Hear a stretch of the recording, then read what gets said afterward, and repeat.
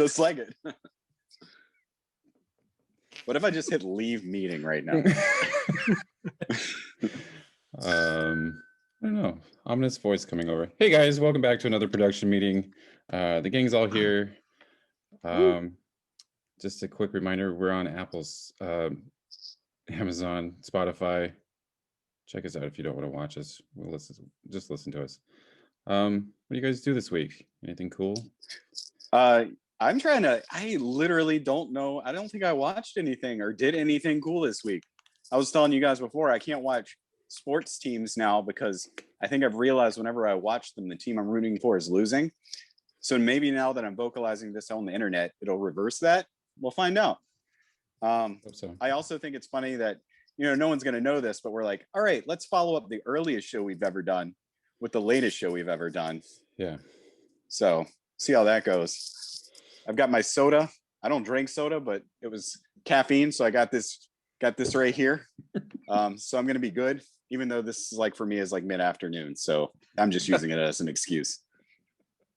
But yeah, aside from the homework, I didn't really do that much. I played some of Fallen Order. I played some Overwatch.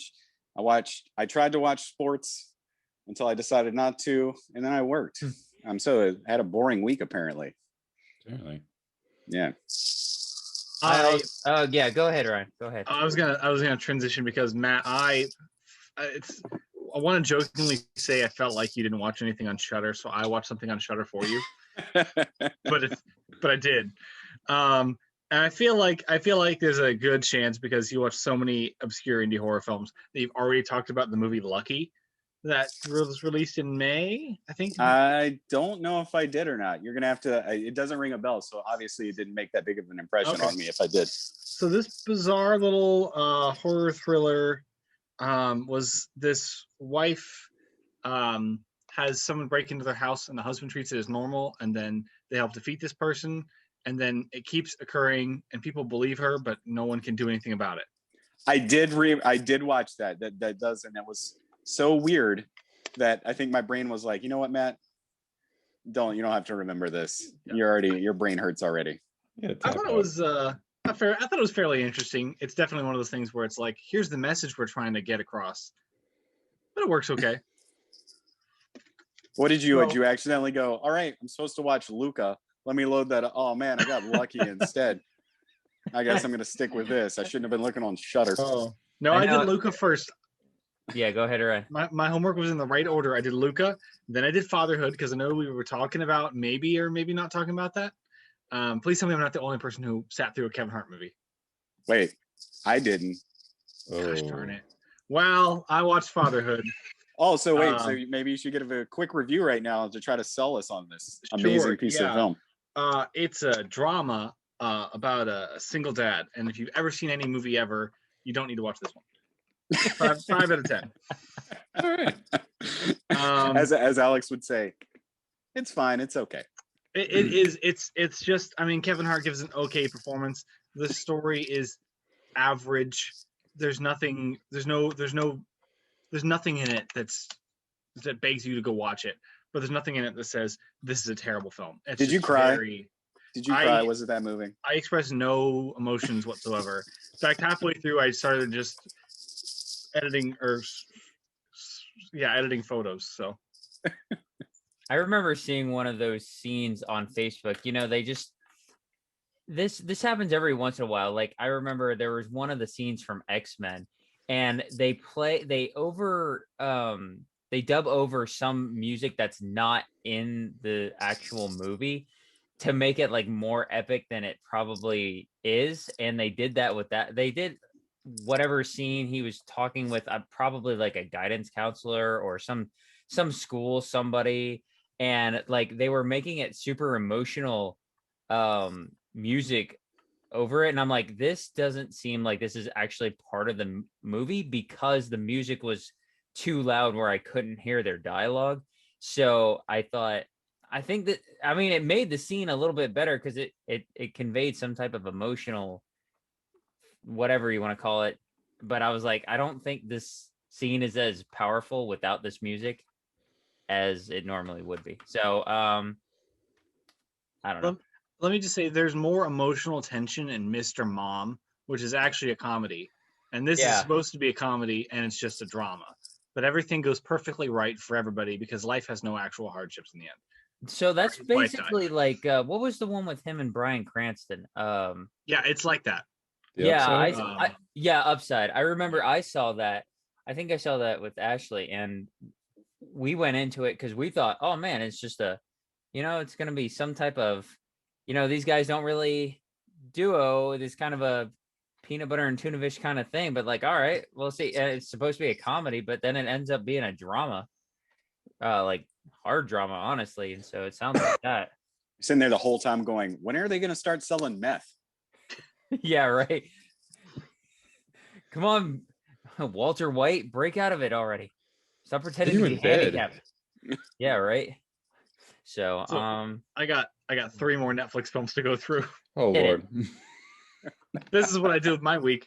So there's a little film called Blue Miracle, which is based on a true story about this guy who runs an orphanage and enters a fishing tournament. It's cute. It's uplifting. It's very typical, and I really didn't like it. And then it got to the end, and it was like, here's all the actual pictures and how they line up with the story. And I was like, oh, well, I guess I can't fault a true story for being cliche. So who's in that? Because I think that premise I've read somewhere. what's his name? Plays the same character in every movie. It's fun. Dennis Open. Quaid. That's how I know Close. it. I did read that somewhere. I think I saw it on. Was it? Did Yeah. you get it on Netflix or Redbox? Netflix. Yeah, and I mean, Okay. it's a very enjoyable watch. It's cute. It's very uplifting. That's a fun watch. 6 out of 10. Then I watched the French sci-fi thriller called Oxygen, which I think came out earlier this year. That's a girl wakes up trapped in like a medical chamber, running out of oxygen, and can't remember who she is. And if you liked Buried with Ryan Reynolds, but you wish it were a sci-fi, it's a very good version of that. I couldn't literally remember- was about to say. I that definitely same title. watched that and I couldn't remember the title of it. So I'm like, what is that? And I was like, that was actually pretty solid, I thought. Yeah, And I yeah. liked Buried. So thank you. It's like Buried meets Moon. Yeah. So yeah, I mean, very enjoyable. I gave that a solid 7. Then I have one more. This film, I was going like least to greatest, but this is the worst of them all. So this Amanda Seyfried film called Things Heard and Seen, which I think just came out very recently. Yeah, like 2 weeks ago or something. Yeah, something recently. I don't know. Now IMDb says April. Anyway, sometime in the last couple months, this movie came out. This movie's insane. It's this weird cross between a drama, horror, mystery, thriller, and there's relationship issues and ghosts and weird side cult B stories that aren't actually a cult, that don't go anywhere, and Academy Award winners who are giving nothing to do, and maybe the weirdest finale I've seen all year. It's a terrible movie. I highly recommend it for anybody looking to just be thoroughly confused for 2 hours. Were you really excited that you were finally going to get your cult film this year? And then It was not. No, I was very disappointed because I was like, okay, we're ripping off Rosemary's Baby. The whole time I was ready for this big twist. Don't expect twist. It's like a really boring version of Crimson Peak. Ew. And I mean, I enjoy Crimson Peak, but this movie has no idea how to be one genre or the other. So it's like haunted house, ghost story, kid sees things, glass breaking, pull a creepy thing out of the sink. Okay, well, that was a good 30 minutes. Wife's having marital problems. Husband's a professor. He's cheating. He lied his way into his business. And those things like never meet. Okay. So, yeah, really great movie. So we went from trough to peak with Ryan, and now we're going back to another trough because I didn't really do much this week either. I did Luca. I watched Loki. I know and I also got to meet my first ever nephew back on Saturday, and his name is, and oddly enough, his name is Lucci. So I've got Luca, Loki, and Lucci. So, You should have watched Lucky like me. yeah, I know. I would have fitted in, all the gems in my gauntlet. So, and then I finished Ratchet and Clank. I platinumed that. Didn't take too long, probably about 30 total hours, including side quests, and all that. So really good game. Mini review. I put my review on the page, but I can give it again. 8 out of 10 for that game. Graphically, really top notch. The gameplay mechanics are not too out of the ordinary for Ratchet and Clank. They're a lot of staples in that series that kind of repeat themselves. They do some new stuff with weapons. They add a couple things, but it's pretty much the same mold as any other game. The story is ho hum. You know, it's not too bad, but it's not adventurous at the same time. I mean, it is, but it doesn't like go exploring into new territory. The whole rifts thing, you know, it flawlessly does really well. Moving from one side of a map to another, you'd think it might be a little glitchy. It's not bad.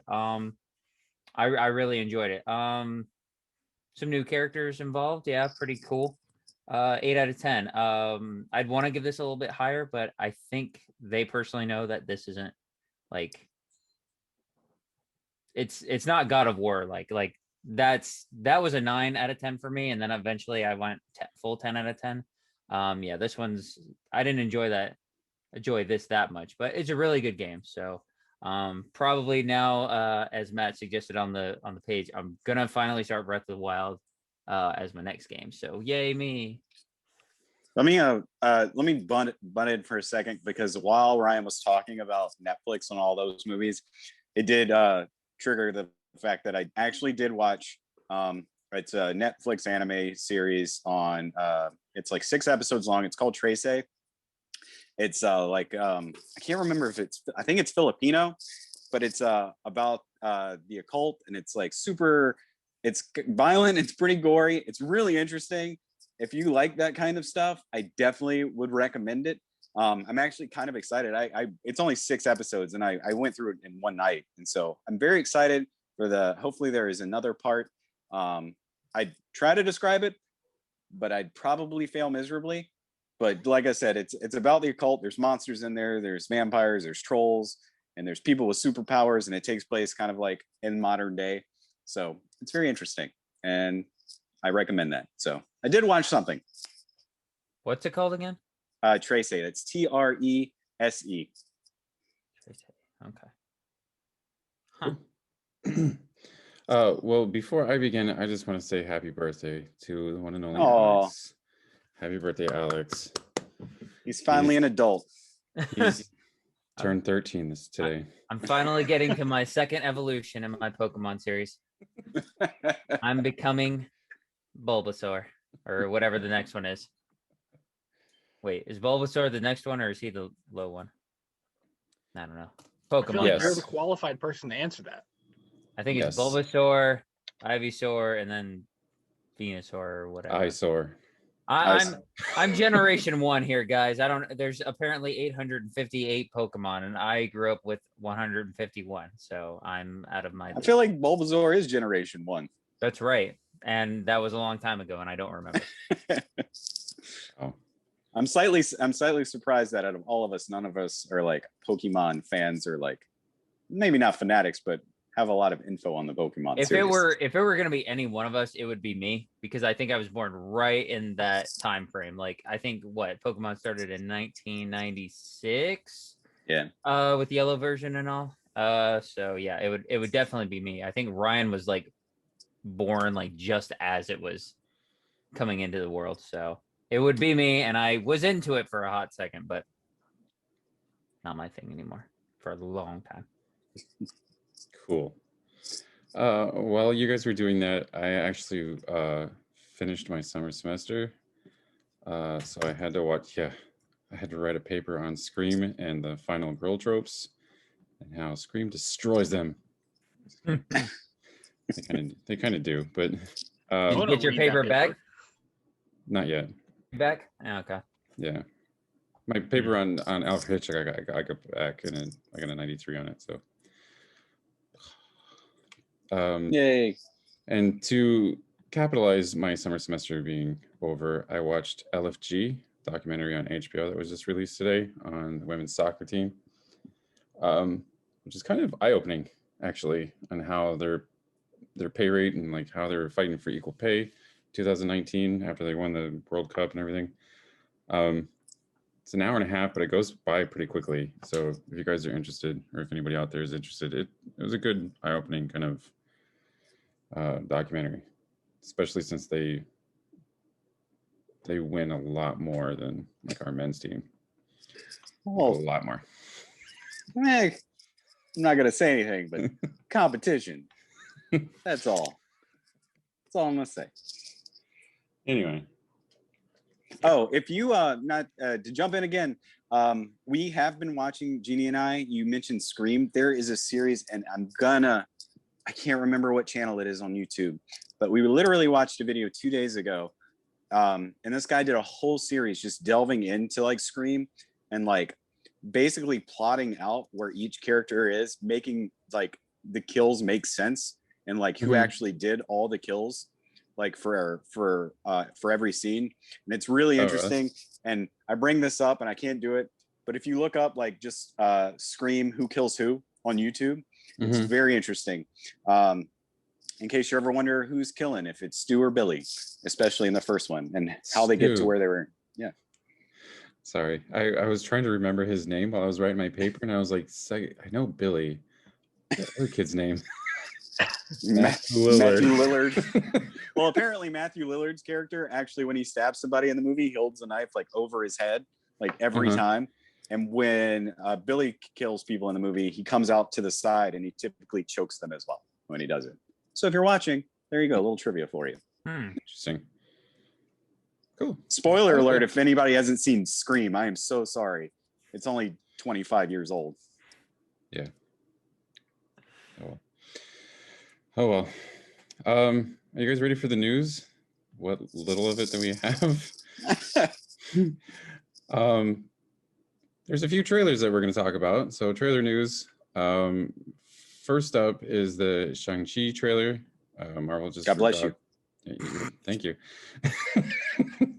Shang-Chi and the 10 Rings. Is that better? Okay. Marvel just dropped it during the basketball game, which my team is losing badly while it's playing. So what did you guys think? Didn't get a chance to watch it yet. I saw the first trailer, so I didn't need to see the second one. Of the two new trailers we got for martial arts based blockbusters that had their first trailers come out within the last month or so, the Snake Eyes trailer was more of an improvement. I'm not saying it looks better, just that if you're going to do a second trailer, that's probably how to do it. Wow. What he's saying is, if you're going to make a second trailer, at least make it better, or just don't do it at all. Yeah, I went from excited about Shang-Chi to a little more excited about Shang-Chi. I went from really not wanting to go see Snake Eyes to being okay going to see Snake Eyes, which for a G.I. Joe movie is a big difference. Yeah, okay. I saw the Snake Eyes trailer and I thought the same thing. I was like, okay. Did they add more Samara weaving? Yeah, there's a little bit more of everything, and I thought that would be a little too much, but it probably is. But it's also more of a clear identity of what this movie wants to be, instead of it being. I don't want to give too much away in case anybody hasn't seen the trailer and doesn't want to. But well, I think I get what you're saying. It's kind of like it's. I don't know if they took like a focus group, maybe, because I haven't seen the trailer, but I'm understanding is like maybe people weren't interested in the film, so they're like, all right, we need to approach this from a different direction. Probably give a little bit more in the trailer to maybe make people interested. Yeah, I think for them the goal, and I dare say this is a positive thing because it works against X-Men Origins Wolverine. But I think the goal of this trailer was to justify the title a little bit more by not just calling the film Snake Eyes instead of being Snake Eyes G.I. Joe Origins.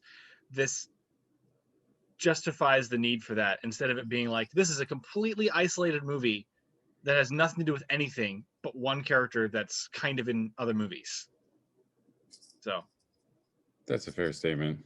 Yeah, because with this new trailer, they kind of like hint at like Cobra's here and we kind of need your help and blah blah blah. Yeah, because you and I were gonna argue. I was like, I liked the Shang-Chi trailer. Shang-Chi looks great. I mean, I have nothing negative to say. The first trailer looked great. The second trailer looks great. Well, yeah, but I do see your point because it's like it's a Marvel movie. People are gonna go and see a Marvel movie no matter like literally who it's about. I mean, like even Doctor Strange made over what $800 million, and so like I'm pretty sure that this is gonna make its money. But to your point, like I think with Snake Eyes, like the first trailer was like, it's Snake Eyes, yay! And then this one is like, oh yeah, we have Snake Eyes and a little bit of this and a little bit of Cobra and like a little like Storm Shadow or whatever. So yeah, they do bring in a lot more elements of what GI Joe is to kind of like what you said, Ryan, to justify that it's a GI Joe origins movie. I'm still confused on why we need this, but whatever. We don't. But if we're gonna have it, We don't. Somebody just owns the GI Joe, trademark, and they're like, we need to try to make money off of this somehow. We can't just make another GI Joe movie. Plus, we can't afford enough actors to fill all the main roles. It's true. Though Shang-Chi was dropped, moving on, Halloween Kills swooped in and said, hold my beer. And they dropped a trailer as well. I will agree with Matt on most of this. This does like show a lot of what the movie is. I'm going to shame myself by saying that I actually haven't watched the 2018 version. I really want to though. It's okay. I've seen it probably enough times for all of you to have watched it at least twice. Wow. I've got it. I've got a 4K sitting over there, and inside is just the DVD from the 1978, and then the DVD from whenever the 2000s remake came in that I just put in the case because there was room for them. So we've got the first one, the first one, and the first one. The There first you go. one, the second first one, and the third first reboot sequel to the first one. What? Right? Something like He's that. right. Look, I just watched Fast 9, so I don't need to explain franchises. Jesus. What did you guys think? Did you guys see the trailer? Hopefully. Like you said, the first like 30 seconds of the trailer are them basically telling what happens at the beginning of the film, like the transition between the end of the first film and the beginning of this one. And I'm like, come on, man, I think you should have left that kind of a mystery. Like, I get you needed to like segue in, but I mean, if you haven't seen the first film, Mike Myers is in a very dire situation. And literally this trailer, Love Guru. Yeah, exactly. Full disclosure, I stole that joke from Matt before we started recording this. It's okay, man. It's okay. But basically the first 30 seconds shows how he gets out of said dire situation. And I'm like, man, well, now I know what's going to happen in the first 10 to 15 minutes of this movie. So thanks, trailer. Yeah. I mean, who are you helping out trying to like see this movie? There could have been less is more when it comes to these slasher films, especially if it's a franchise one. People are going to come see it anyway. They know what's going to happen. Don't give away so much. Yeah, I'll agree with that. Yeah, I agree. I mean, I like from the trailer, I like that we get a sense of direction because the first Halloween's or the first the third first Halloween sequel to the first Halloween, which is the second sequel to the first Halloween, was pretty good, but it was also pretty straightforward. I don't think it tried that hard to really change up the way a Halloween movie works, and that's probably how it should have been. This movie does look like it's changing the formula a little bit. Now, I haven't seen any of the Halloween sequels until the first first Halloween sequel. So that might be completely not a true statement whatsoever. But as far as generic slashers go, this looks like it's doing something a little different. And I guess I won't give it away for anybody who hasn't seen it, but there's an intriguing concept brought up in this that I'm curious about. Yeah. So. Alex? Yeah, it was a horror movie trailer. Alex's favorite genre. Yeah. I mean, I don't know anything about Halloween really at all, and I was like, okay, this is cool. If I had to say anything, because I like the majority of Halloween movies, I've not seen them, including the 2018, such as Clint, and my thought was, this feels like again, not knowing any of the plot, that this should be what we got in 2018 from a, because what was the longest amount of time between 2018 and the movie prior to that? I think this is supposed to be a sequel to the first one. Okay, so that wait, this one coming out or the 2018 one? 2018. Oh, okay, then maybe that takes away my point. I thought that this one should be what was in 2018 because it just kind of felt like that. Like, I don't know, it felt like this is the trailer for a movie franchise that you haven't seen in a while, which I guess, I mean, we haven't technically in 3 years, but I'm talking about an extended period of time going on like 10 years. That's kind of why I asked. And to be fair, it should have come out last Halloween, I think. Okay. Oh, okay. Yeah. But still, that even makes it worse, technically, if it was supposed to be that soon after. You know, I don't know. I don't have much deep thoughts other than that. I was just like, this looks like should be the thing that we should be getting when we haven't had anything in a while. And if I think I've read correctly, I think this is actually Gasp part of a trilogy, because I think there's supposed to be another one that comes out next year or the year after called, I want to say it's Halloween Ends, possibly. I think so. How many of these movies can they make? Well, don't hold your breath, man. Yeah, don't do that. You're gonna churn these out every other year. So for those that you don't know, and Alex, I think I'm going to try and answer your question. So the first Halloween came out in 1978. Okay. And then they had a slew of sequels, including Halloween H2O. And then they had the two Rob Zombie films, which were like these reimagining reboots type. They were literally like, not really shot for shot, but they were almost the exact same movie as the original 1978. Even the sequel, if I remember correctly. So the 2018 version was supposed to erase all that. It's supposed to be the sequel to 1978, and then this one is the sequel to 2018. So the third one. Yeah, and if you look up like the canon of like the first 7 Halloweens or whatever, it's all over the place, man. Jamie Lee Curtis is dead. She's alive. She's dead. She's alive. And then they got that throwaway third movie, which doesn't even have Mike Myers in it. Yeah. So Freddy Krueger's got a son. Yeah. Something. Yeah. Jason Voorhees learns to swim. Yeah, he learns to swim.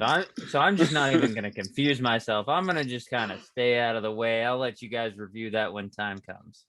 Chucky has kids too. Oh, I can tell you, Chucky now, he can clone himself and make multiple Chuckies. And he's got like a wife. Now. Yeah. Well, he's always been a robot. Yeah. Okay. Well, that sounds stupid when you say it like that. And yeah, what I mean is, what's the next piece of news? Would we have more Suicide Squad trailer? Or? Yeah, moving on. Okay, one last piece of this is why I watched the first and then the second, and then I dropped the rest of them, because then it gets even more bizarre. Even the Scream movies, like I begrudgingly watched the third and fourth one. I love Scream, and that's why I wrote a paper on it. I liked the second one, but once they killed off Randy, I was like, I'm done. Deuces. Dumbest move ever. Yep. Anyway, so moving on. Speaking of horror movies, Candyman trailer dropped. Did you guys see this one? Yes, I did watch this one. I did, and I don't know what's going on. Yeah, I very much agree. I don't know what to do. Which is what I like. Yeah. Kind of like Matt, and when it comes to horror movies like this, I'm a little wishy-washy when it comes to, or back and forth when it comes to trailers. I like my Marvel trailers to show me the whole movie, but when it comes to horror movies, I'm like, don't show me anything. This kind of sets up the story. I thought the graphics and everything in the trailer were pretty good, and I'm really kind of interested to see where Nia DaCosta takes this. It looks pretty good. So, what do you guys think? I am in the same boat with you, obviously. I thought it was a little weird how they did that whole shadow play thing through the whole thing. I was like, what is this, Deathly Hollows? What are we doing, man? Yeah. But it was very interesting. I think it looks like they moved the time frame up too, maybe about 20 years from the first movie. So hopefully it'll be good. I think, is Tony Todd playing Candyman again? I don't think so. Okay. I wasn't sure, but they didn't really show him in the trailer. So Yeah. I don't. I'm excited though. Also supposed to come out last year that we had to wait. Yeah.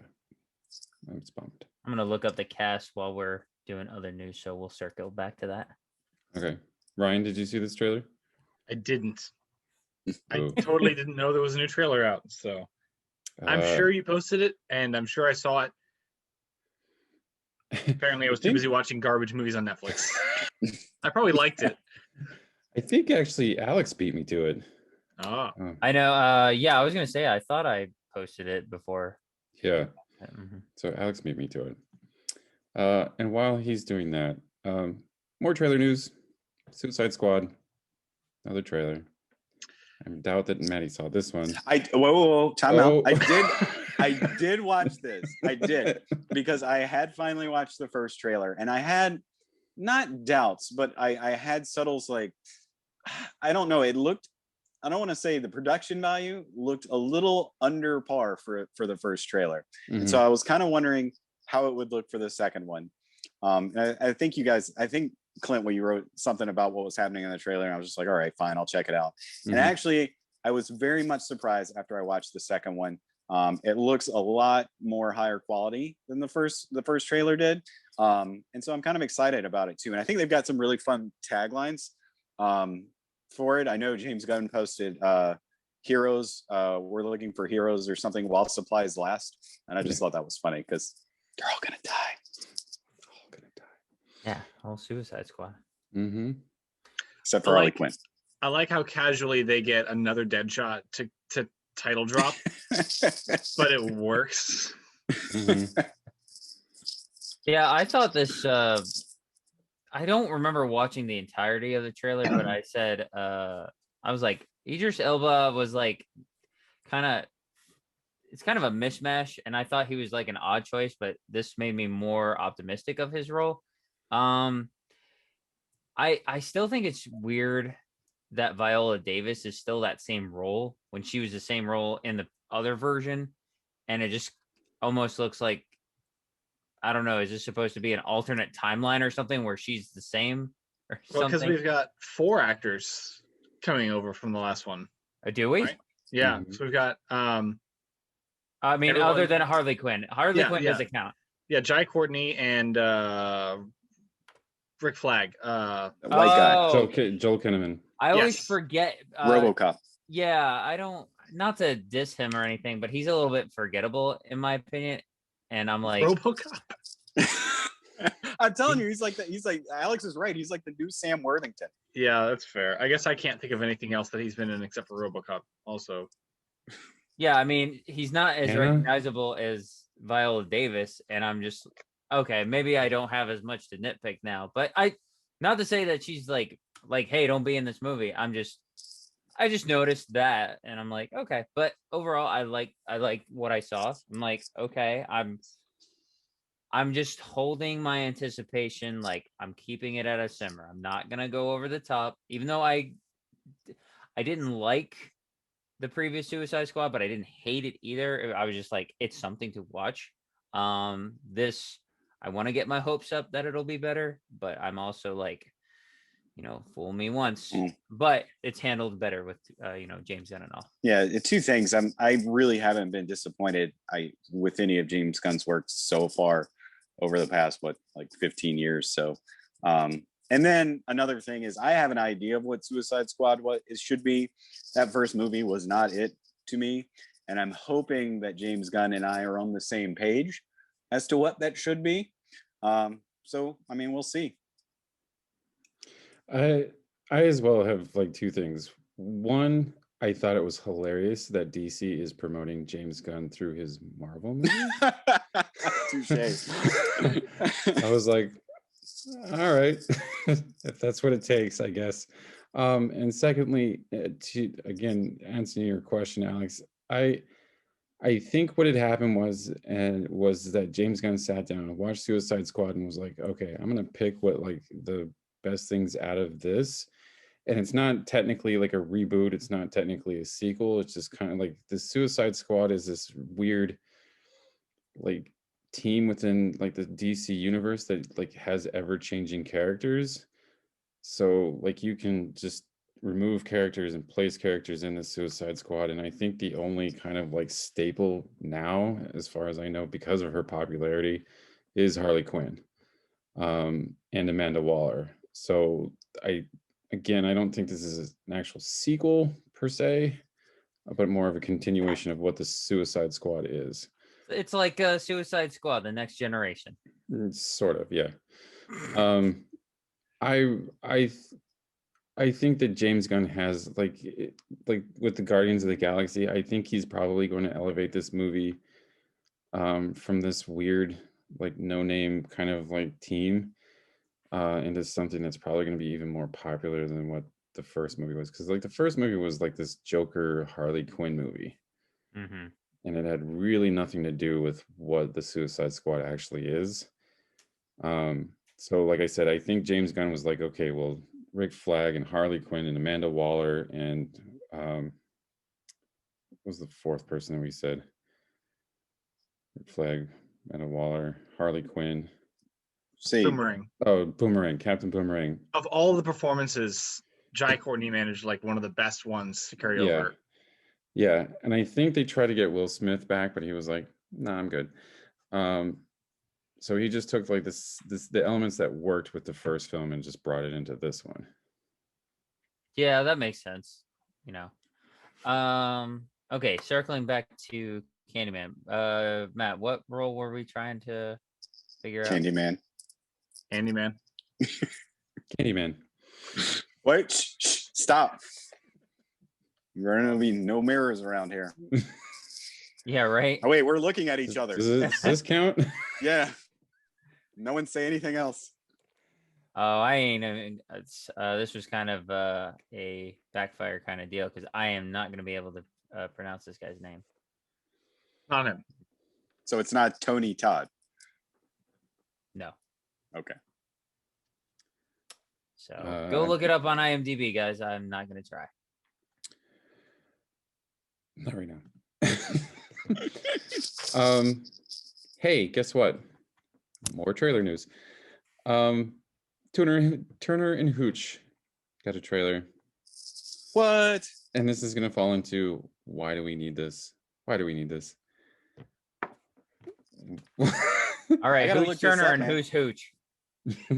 Well, I believe that Josh Peck. plays Hooch, and the dog plays Turner. What? Just No, kidding. the dog plays Hooch. Yeah. Yeah. Heck. For some odd reason, I put on this trailer and I was like, okay, I guess. It's like, whatever. Did you guys even see this? Go ahead. I was gonna say I like that the trailer or the poster is the same poster. That was my only takeaway, positive or negative. Mhm. I was like, I could take this or leave this. I don't love the original. I like that it's just the same poster, but with Josh Peck. Mhm. I like Josh Peck as an actor. I think this will be a good role. I think he's a perfect like Tom Hanks-esque actor, and I think this will be good. I know who knows what the writing will be. I haven't seen the trailer. I just heard there was a trailer right now, and I was a little bit excited or at least intrigued when I knew the show was going to happen, especially when I found out Josh Peck was going to be the lead. Mhm. So you know, it's going to be what it is. It's not going to be groundbreaking. It's just whether or not it'll be entertaining or not. Yeah. I will say that the trailer seems to be the first episode kind of like cut into like trailer form. So like you said, it's just this mashup of whatever the first episode's going to be. So, oh well. No more trailer news, I promise. However, going on with why do we need this? Scoob 2 is in development. Why don't we need this? You know what?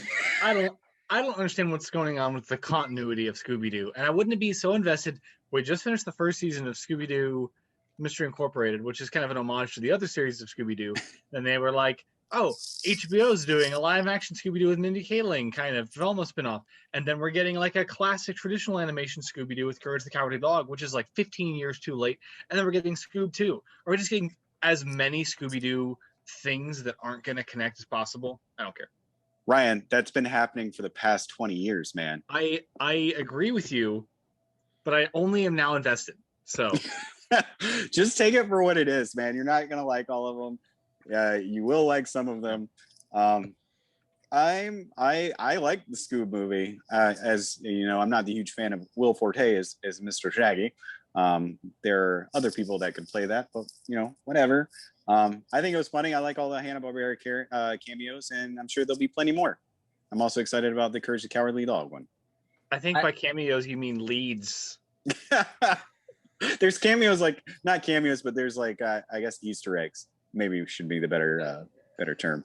They're shoehorned in there, I think, a little. I like the idea of them. You know, Captain Caveman and all.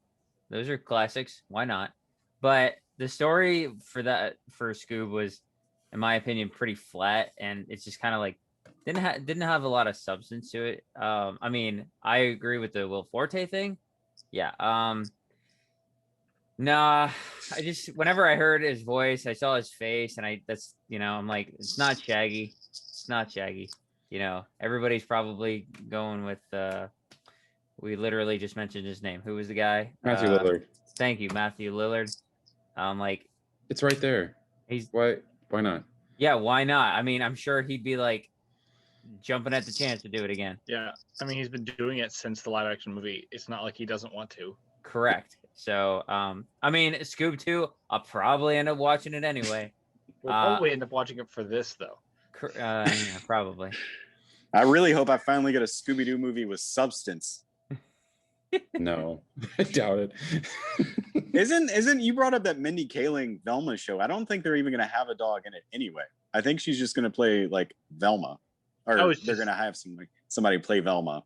Is that and true? It's going to be like it's going to be like not unrelated, but just not like Scooby-Doo. Yeah, I'm like, what is the point of that? Yeah. She's a hot commodity right now. Yeah, I'm moving on. So dumb. Rachel Zegler has been cast as Snow White in the new Disney remake. And the corporate overlords keep churning these out one at a time. Like, good casting choice. Great. Mm-hmm. There's so many movies to remake that aren't the greatest Disney films of all time. I agree with you, and you posted this on our Facebook page. Yeah, I'm waiting for our Black Cauldron remake. Mm-hmm. I think that like right now, as like with Witcher and Game of Thrones and like Lord of the Rings coming back, I think this is going to be like the perfect time to do that and kind of reinvigorate whatever that story was. Because let's face it, that was like a really dark time for like Disney. Mm-hmm. And that was a really, really dark movie for children. So to kind of like lighten it up and kind of like make it a little bit more kid friendly, I guess, I think is like the perfect time to kind of like step into that fantasy world. Yeah, man. Can we get our remake of Song of the South, please? Wow. Jeez. I was gonna come up with some more actual suggestions, but just playing. Don't do that. We just need to find a way to put Zippity Doodah in an actually appropriate film. That's all. We need our live action Rescuers Down Under, please. Yeah, Rescuers, Atlantis. I love Treasure Planet, but it completely bombed. So just do Treasure Planet. I agree with half of what you've just said. I agree with. It's funny enough. I guess I forgot to go back and we watched Ashley and I. We watched Atlantis, the first one, and I'm like, that movie's way funnier than I remember. And I agree. Like, I would love to see a live action. I think that would translate really well. Treasure Planet, not because the movie's bad. In fact, the movie is, dare I say, a treasure. I think you need to leave that one alone. Don't, because I think you're gonna end up basically near like space Pirates of the Caribbean, and you don't want to tread like too much into kind of another. I mean, I know it's owned by Disney, so they can infringe upon those ideas, but it's like if you want something newer, maybe don't do that avenue. I agree with you, but hear me out. What if they remade Treasure Planet instead of Sleeping Beauty and another Pirates of the Caribbean? I'm for that. I would, yeah. We don't need the other two. So I mean, if I have you guys to are have gonna one, get you guys are gonna get a reboot of Herbie before you get that. That's fully loaded of garbage. we got one reboot that can take a back seat. Oh, not Lindsay Lohan. Were they gonna do another Honey, I Shrunk the Kids? Wasn't that a thing that was gonna happen? That is actually going to be a series. Okay. See, there you go. Yeah. Honey, I'm shrinking the kids. And I know that Rick Moranis is going to be a part of it. He's coming out of retirement for it, but I think it has to do with his kid. The one kid with the glasses. I was gonna say probably his kid's kid. His kids, whatever. His kids. Yeah. Correct. Thank you. Yes, I agree with all of your points, Ryan and Matt. We are going to get like another female-centric Pirates. We're probably going to get a Sleeping Beauty. We're getting Little Mermaid, Peter Pan, and Wendy's coming up pretty quickly. I think that Disney needs to start making these movies that are actually good instead of remaking tired stories that they've told already. Or reboot there's nowhere to go but up for any of the Disney sequels for these classics, but we have remakes for some of them already. Do Lion King 2 or Beauty and the Beast 2 or Lion King 1.5. I don't know, like there are things that you can do that or Aladdin 2 and 3. I don't know. We've got properties that they exist already, even though we didn't ask for them. Do more of those. They're gonna be like, go ahead, Matt. No, I was gonna be like, they were like, no, we're not gonna do anything like that. We're gonna blow your minds, guys. Literally, because we're gonna start doing live action versions of our Pixar movies. So get ready for your live action Toy Story. And we're gonna be like, wait, this is all CGI anyway. What are we doing? It's just the same. Your live action Bug Life. It's the same movie, looks more photorealistic, and it's 30 minutes longer for no reason. One more song. Anyway, so speaking of Disney, Scarlett Johansson is set to star and produce a Tower of Terror movie for Disney. There it is. Yep. I guess they owed her something. I don't know. Cool. Endgame. Here you go. Cool idea. Odd person to be attached to it. She must like the ride. She's producing this thing. I don't know. Is the character she's playing white? I'm gonna bet. And so. is she in the shell? And is she a ghost? I'm gonna say she's a ghost. I think she's Kirsten Dunst from the ride. Okay. Wow, did I just show my age? I think I showed my age. Okay. So the first incarnation of the Tower of Terror was actually the Twilight Zone Tower of Terror when it opened in Anaheim, I want to say. I think that's where it first opened up. No, it was in Florida. So that's the whole thing. It's like Kirsten Dunst and like even I think Steve Guttenberg was a part of this like ride, and they made it like this whole story. Tower of Terror. Thanks. I mean, I'm just rooting for my hard R for this, man. I need my Tower of Terror movie to be raw and uncut. Won't happen. Expletives everywhere. Not a chance. All right. Gaming news. Ghost of Tsushima is coming. Apparently it's going to be an add-on to Ghost of Tsushima.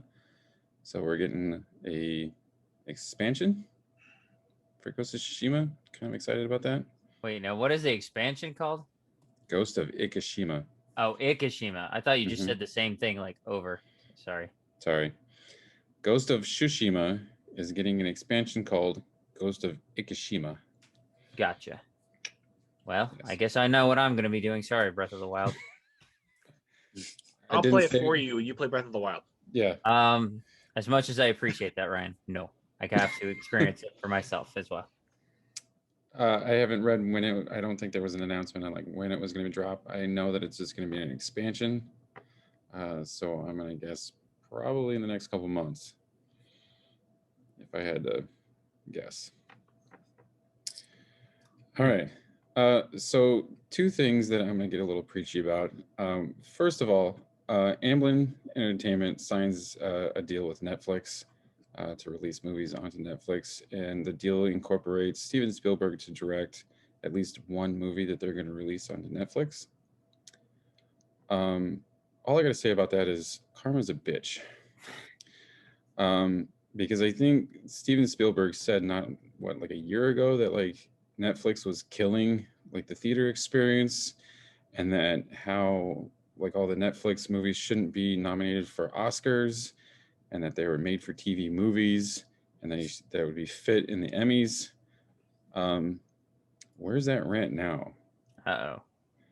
I mean, they could just slap a Netflix logo on the BFG, re-release it, and everyone will think it's a new Netflix movie.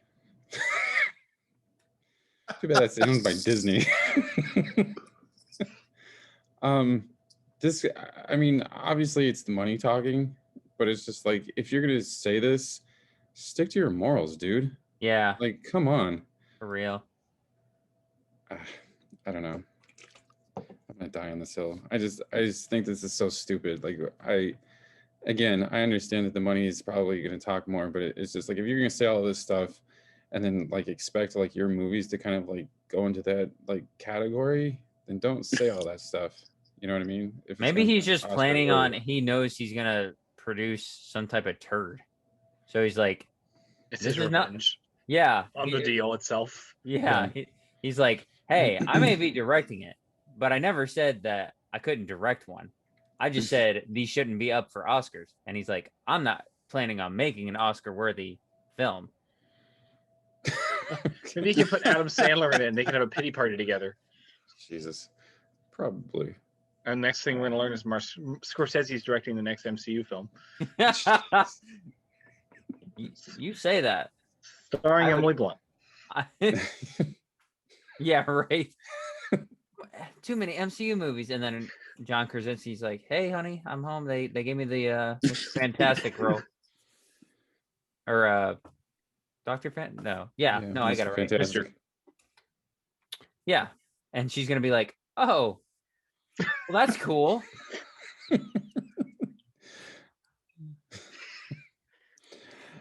Oh, well. So moving on to my last bit of news. Interview with the Vampires gets a series set at AMC. This is my other little mini rant. Finally, I have been following this for like the last 7 years. I have read every single one of these books except for like the last two, because I don't have time. Read every single book. Love the 1994 Neil Jordan film. I thought it was perfectly cast. It was a great reinvention of like the vampire genre. Why haven't we gotten this sooner? And like, why has it taken so long to greenlight this? Like, this should have been done. It 10 almost years seems. I Yeah. think I can answer that. Yeah. Twilight. No, well, see, that's the thing. It seems like the iron was hot then. Yeah, but nobody wanted to make a movie, a vampire movie, in that era. You saw what happened to Dracula Untold. It got like buried on its opening weekend. Not really, but like that was not a good era to be trying to make a serious vampire or werewolf movie. Okay, so Twilight doesn't exist to me. And Dracula Untold sucks. Yeah, that's true as well. It's kind of like I actually watched a video of like either films, number one films that of the summer whatever years that actually were not good, and I'm pretty sure this was on it. Hancock was on there, and I mean I remember watching Hancock thinking, okay, this is fine, but I think it didn't help that there were a number of like I think that was 2008, so Iron Man was just coming out, and then that's kind of when the superhero genre like really started to blow up. So it wasn't a good time to have released that. So I think that's where Ryan's going, and I agree.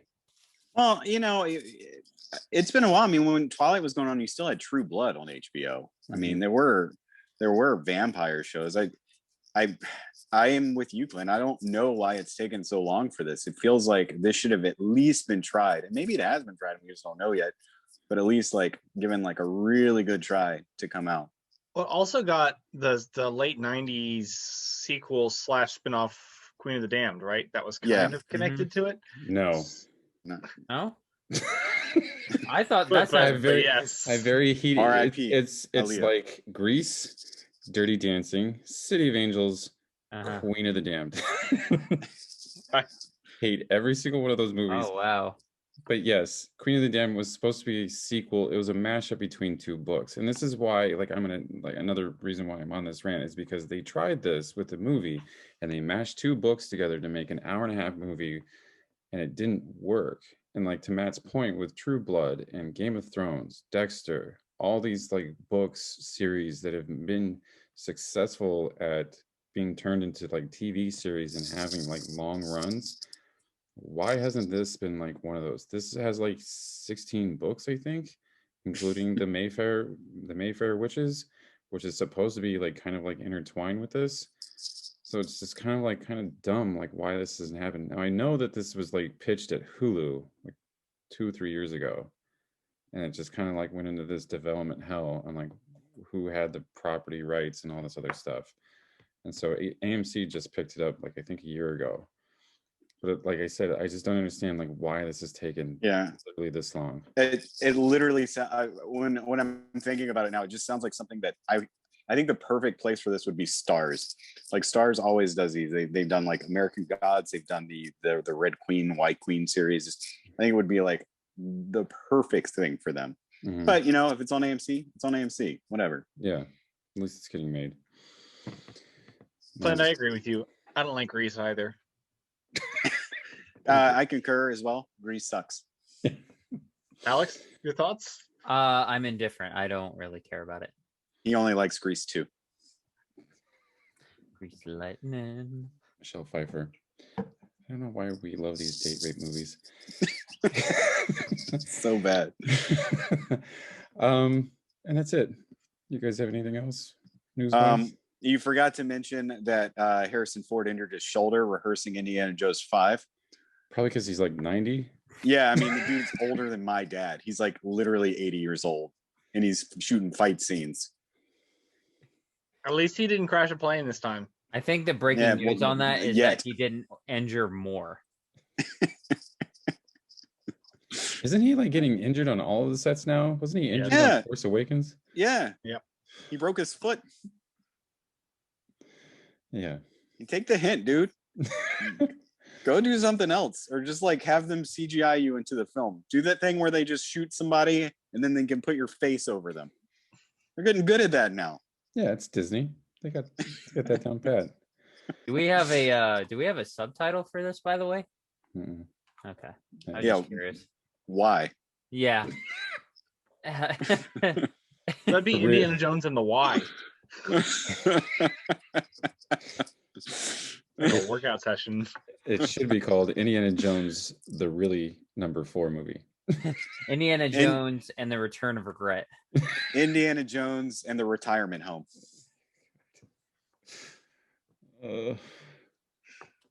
Anyway, anything else?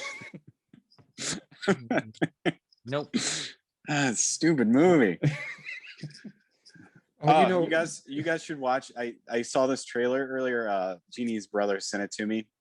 Whenever anybody gets a chance, I don't want to spoil it, but it's for Nic Cage's new film, and it's called Pig. And you guys should watch this. Pig. Okay, fine. I'm gonna spoil it for you. So he is this guy who owns like the world's best pig at finding mushrooms or whatever they call those things. They don't call them mushrooms, they call them something else. But he goes out and finds them, and then somebody steals his pig, and he has to go and he hunts them down. So it's like John Wick. but it's But Nic Cage. He's trying to find the people who took his pig. What wasn't there not too long ago where you were talking to us about something on the Discovery Channel with a pig Truffles. show? There we go. Sorry, truffles. I was gonna say truffles, and I was like, no, I don't think that's a mushroom. Yeah, the pig royalty. Yeah, Great show. Discovery Plus. So Matt gets his quota in of pig movies. If I hadn't seen the poster on IMDb, I would accuse you of making that up. I'm telling you, you watch the trailer and you're gonna be like, oh my god, this man could just go in and pitch anything. Like he finds a script for it and he's like, this is the dumbest thing. I'm gonna do this. This is ridiculous. And that's literally what he does now. Who is his agent? Like, I don't think he has one. Yeah, I was about to say, I you think think if he we has call an his agent? agent, he'll pick up the phone. Hello, Nic Cage. Yeah, Hi, it's Nic Cage. yeah, I was literally about to do that same bit. No, there's a College Humor video of like Nic Cage's agent, and it's it's like you're gonna be playing Superman. Oh man, no, you didn't let me finish Superman's cat. You're gonna be playing Superman's cat. He's like, yeah, I'm totally in. Sign me up. And it's all that kind of stuff, and I'm like, yeah, I mean, God bless him, man. Who funds this crap? That's I think it's Nicolas Cage. he pitches the idea to himself. He's like, hey, Nic Cage, yeah, what's up? I got this pitch I'd like to get to you. Yeah, what is it? It's a movie about a pig that gets stolen and you have to hunt it. Say less.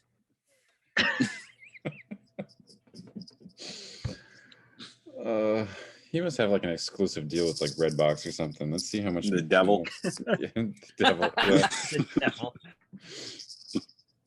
Devil's like, I don't want your soul anymore. Oh, Stop the making devil. movies. The Devil. Nic Cage's 2022 movie. The Devil. Where somebody steals his eggs. Devil. I'm gonna eggs.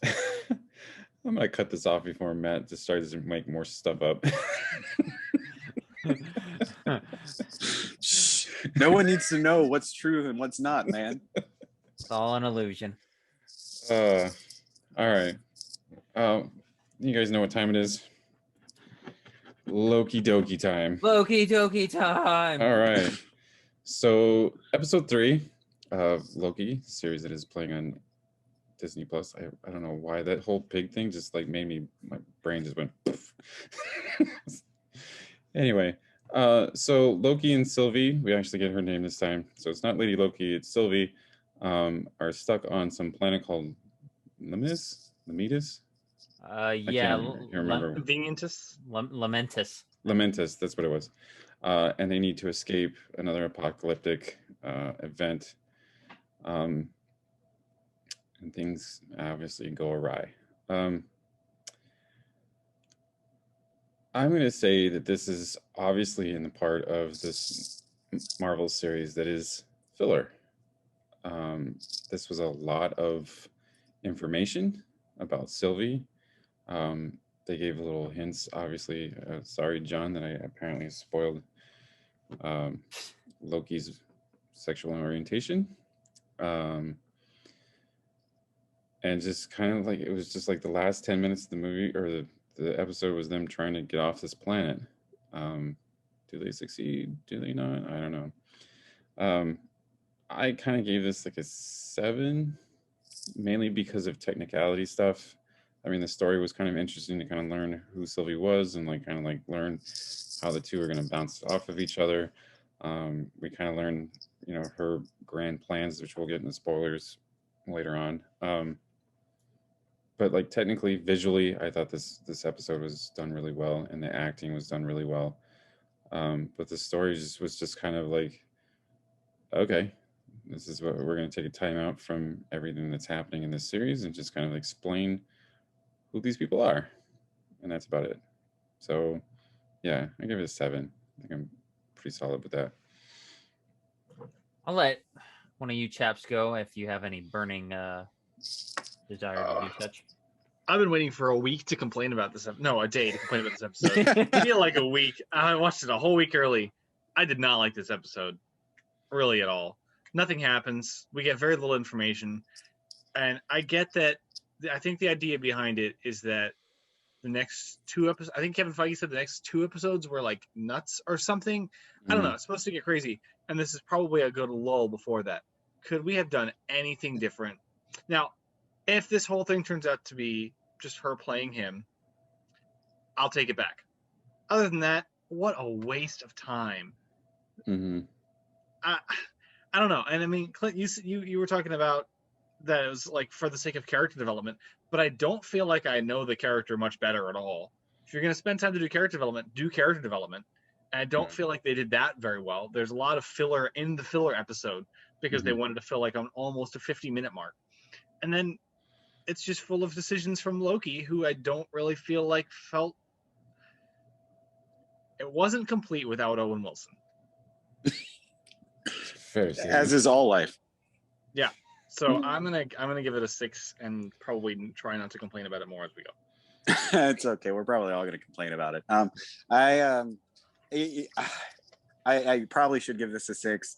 I feel like just because I really enjoyed the last 2 episodes so much, I'm just going to bell curve it up to a 7. Just because I'm kind of in the same boat with both of you guys. And it's weird. You can say this episode is filler mainly because there's no way we can spoil this episode for anybody. There's no spoilers. I mean, they literally are just hanging out the entire time and nothing really gets accomplished. Yeah. Nothing. That's fair. Yeah, the whole episode, first and foremost, I kind of liked how the episode looked. I know there was a lot shot in front of those screens. They those big LED screens that they the Mandalorian screens. It looked really good. I almost feel like I felt like I was looking at a comic the entire time, the way the shots were set up and the way the dialogue was. So that was really intriguing. You're right. This is a character study episode, or at least it should be, and with their interactions and how they play off of each other. But you're right, Ryan. You don't really learn too much. You don't really get much. I mean, there's a lot. These 2 characters are, they're Loki variants or whatever. And the whole thing is you're not sure if they're being trustworthy or not, if they're telling the truth. So you don't really know what you're getting that's actually factual and what's being true. So, I mean, it's almost a waste of time there. I almost think this episode is just for the audience to really get acquainted with this new Sylvie character. I mean, that's basically what it is. And I know I talked about last week how Hiddleston makes everyone seem better. And I think they just tried to make that to their advantage. I think that's this. You're trying to get, who knows what's going to happen to her. I mean, I don't know. But I felt like that was part of this episode. It's really irritating. And I think Ryan's mainly upset just because of the ending and how abrupt it ends and how you're like, I waited 45 minutes for this. This is all I'm getting this episode. So I can see how that can be super frustrating. You're right. It was missing other characters. We didn't get to see Loki learn how to enchant, although they almost talked about it. And I thought that would have been something. And been like, hey, all right, at least he achieved something. But, who knows? I don't really feel like I got anywhere. The more I think about it, I think I am going to give this a 6 out of 10. I think the bell curve is not going to work to a 7. But we'll see. And maybe whatever happens in the next episode will make this episode seemed worth it. Probably not. But we'll find out. Oh, also, apparently Loki is gender fluid. Spoiler. I feel like we spent 45 minutes to learn that. Which they told us already at the beginning through spoilers anyway. So, oh my God. Wow. Well, you guys have your opinions. And they're right, because I agree on just about everything you guys have said. I mean, you guys pretty much took the words out of my mouth. I was floating around a 7. I think this episode deserves a 6, but I'm thinking very similar to Matt, where based on what else will happen and what we've already gotten, it's not the best to judge this episode on its own. Like, as it on its own without any other context, this deserves a 6 easily. Visually it's good. I like the tone of the planet. Like, I like its purpley yet dark, just kind of atmosphere. I like it. It sets the tone well. But you're right, we don't learn anything new really. We just get this big 45 I mean, not really 45, just shy of 40 setup, and nothing really happens. I mean, I felt like I was watching like a really long short film, almost, if that makes sense. Loki's character still fine. The performances are fine. Sylvie, she's fine. Yeah, it's the whole thing is you don't know if these guys are acting trustworthy or not, and so that makes this episode even less like useful because you have no idea what they're actually doing is genuine or not. Like eventually somebody's gonna be like, haha, I got you. Or they probably both will. So a lot of this was unnecessary. And yeah, it does end just kind of like done, you're done. It's kind of like, putting in a hot dog in the microwave for like a minute and then stopping it at about 10 seconds. So that's what this did. All right. Yeah, that's the best analogy I have for that, or metaphor. But No, I think you're exactly right. You're like, I want to eat this meal, but I don't want to wait for it to cook. So I'm gonna eat a cold hot dog and get 10 seconds worth of heat substance. So it's we also might be spoiled with just how good the series has been so far. Now, if this is the lowest we get, then easily it's a success. I just hope it doesn't coast from here like on out, and it's kind of hard to do that with only 3 more episodes left. And again, it's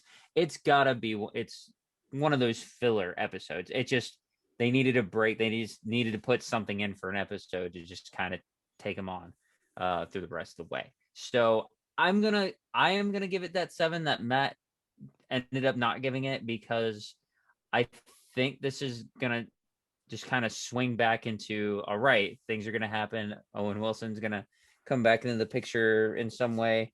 I think we'll get into spoilers. I was about to mention a big plot point, but there was one little nugget that I was like, oh, okay, cool. Otherwise, not really much of a needed episode. So I'm gonna leave it at a 7. I think it's fair to leave it at a 7. It deserves a 6, but I'll stay at a 7. Yeah, Alex, you might be right. I was wondering that myself, if it suffers from what I'm gonna go ahead and call the Bad Batch effect, where where it leads so strong that it's hard to follow it up. But yeah, I mean that's why I give it the benefit of the doubt. Because as I was remembering right at the end of my review, I was like, oh wait, we do learn some type of like thing, but otherwise it's just yeah, it suffers from being kind of the not as great step after what we've already gotten, and it's hard to keep that good quality going. You're gonna have a dud, so that's why I don't judge it quite as harshly. Well, let's do spoilers, because I'm now kind of curious what this woo thing is.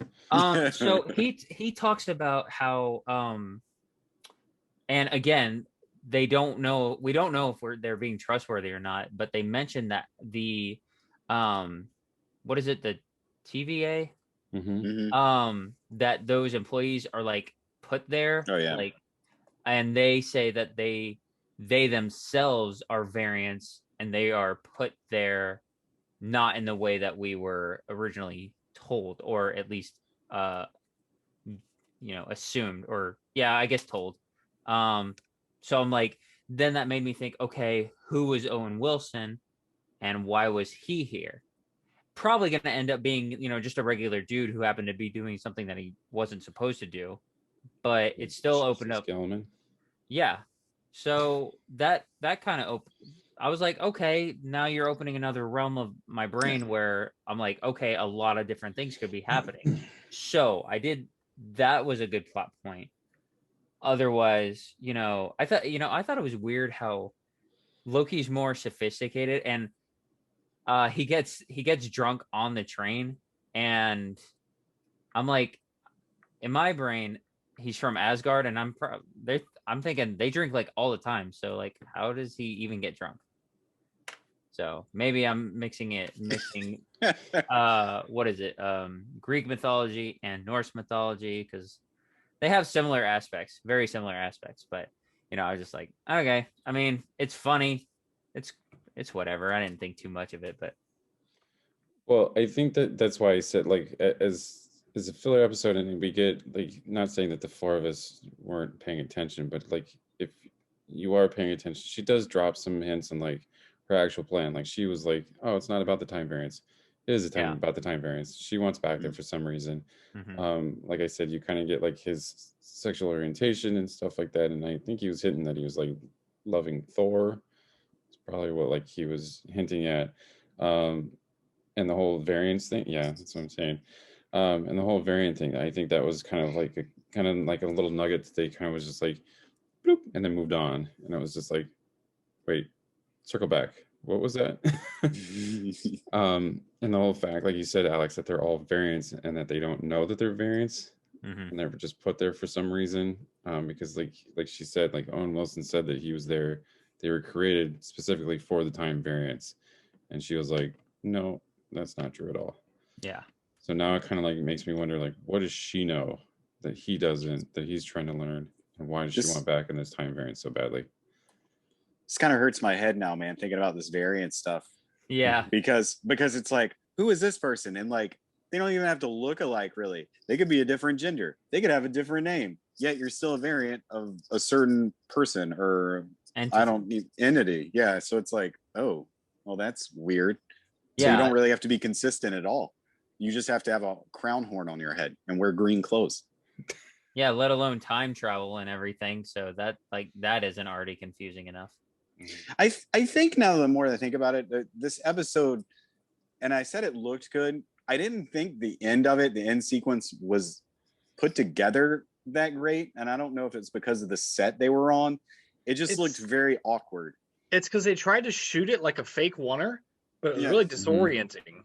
And I didn't feel any like anticipation. I never thought they were close to their goal. And then when the explosion happens, I'm like, I feel like they could have been closer, or that could have been built up better.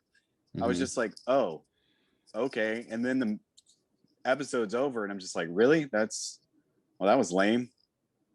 Yeah. So also did anyone think the title card at the beginning was really long? I feel like the thing was on the screen for like 10 seconds.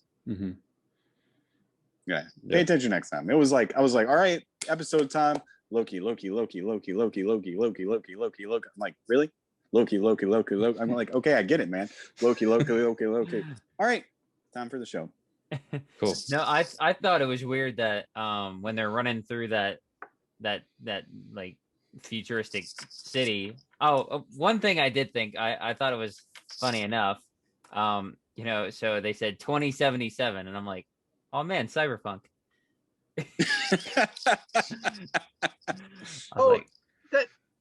Sorry, go ahead. No, I don't know. I mean, maybe it's just something to kind of dig up to nitpick, but I was like, who's arresting people while this thing is coming to destroy you all?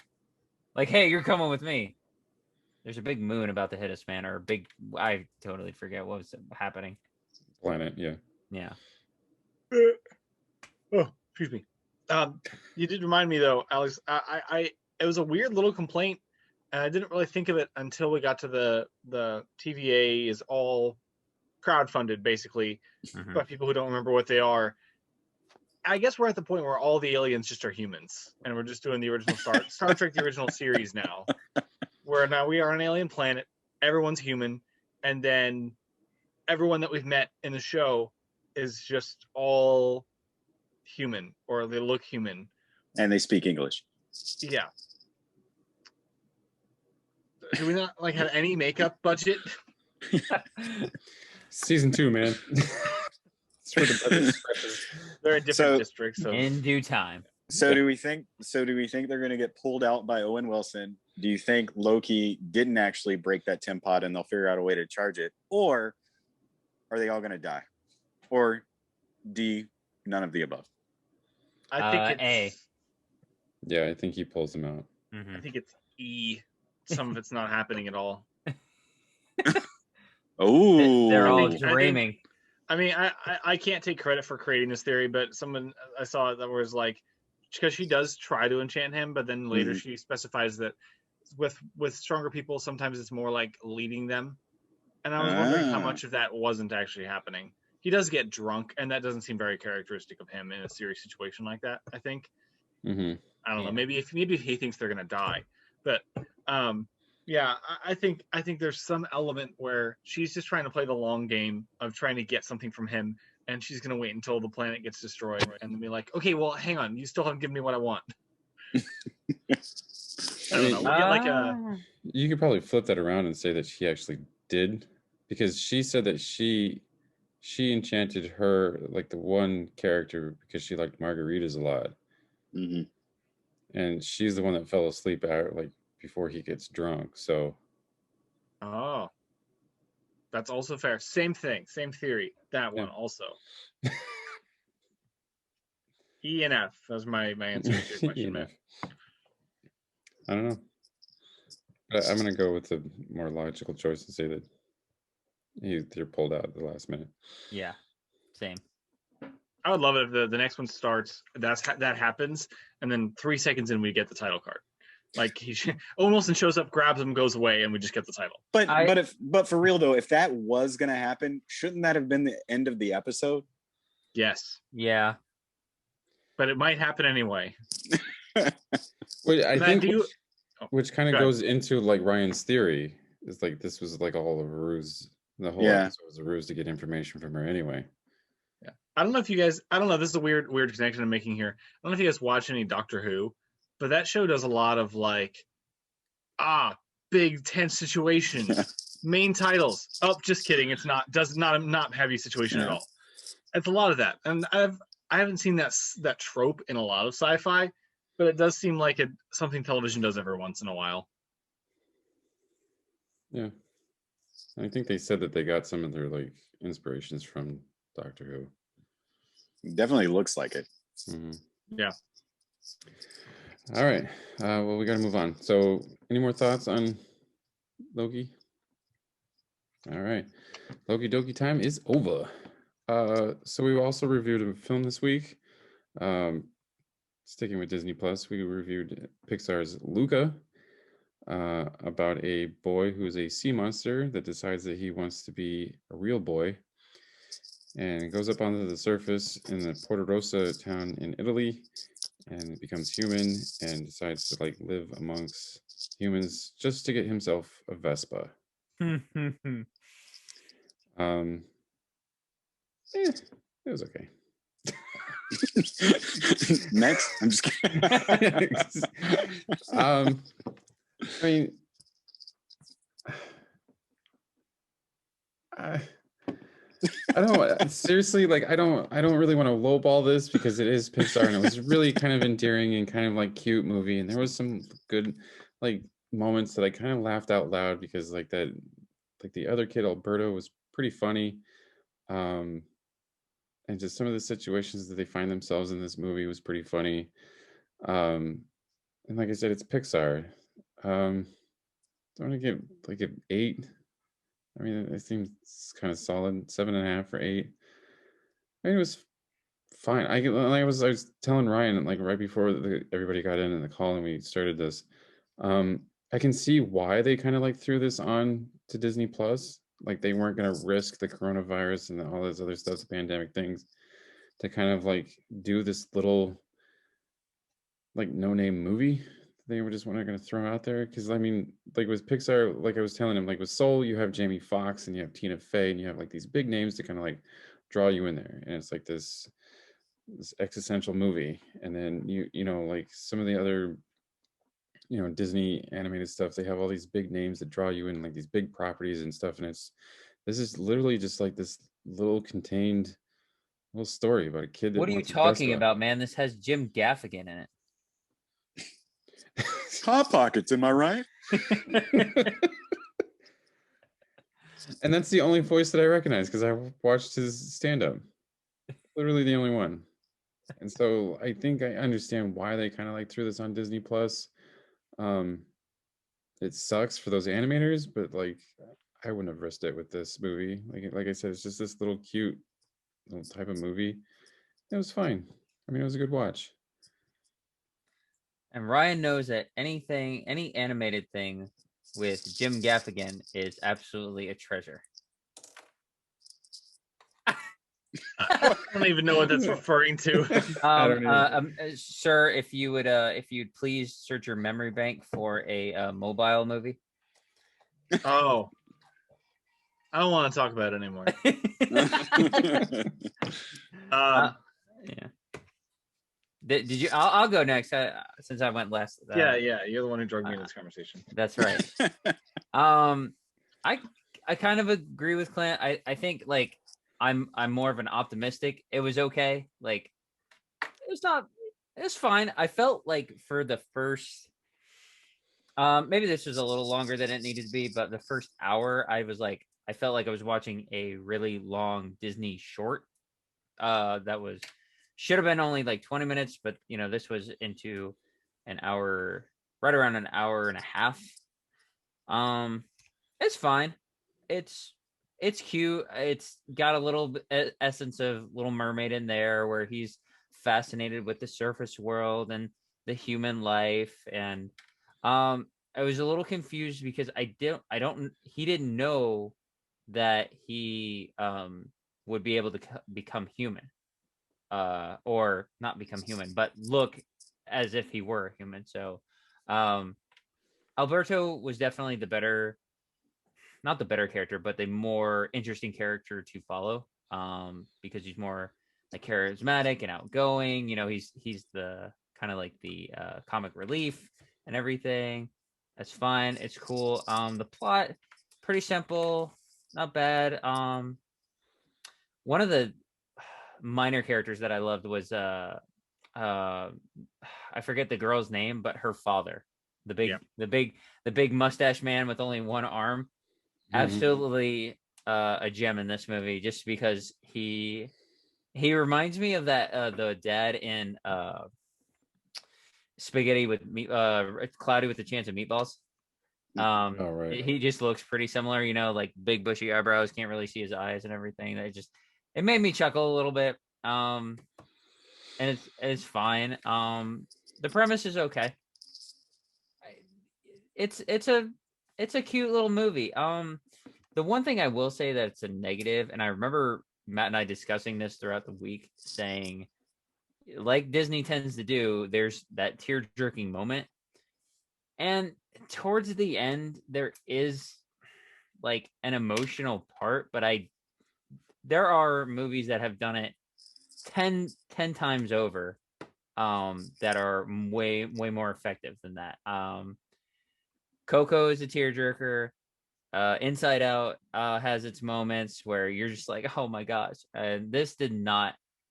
It had a little bit of like a sweet tender moment in the later half of the movie, but I didn't find myself like, oh my gosh, somebody hand me some tissues. This is the waterworks are coming. No, it's fine. I could see this in theaters, but I think it was a better move to put it on Disney Plus. I agree, Clint. The sheer fact that there aren't many big names, really. I mean, Jim Gaffigan, I joked earlier, but he's probably the biggest name attached to it as far as voice actor work. So, it's a cute movie. Did I regret watching it? No. If you got a family, this is easily you should watch this, especially if you have the service and because it's not a premium. If this were one of those premiums, I'd be like, ooh, we're going down to a 6 range. But I was kind of staying in the 7 to 8 range myself. I think I'm going to stay at a 7 because it's cute, but it's not. It's not the most memorable. I feel like I'm going to forget about it, in 5 months' time. But it's good. It's good, but it's not great.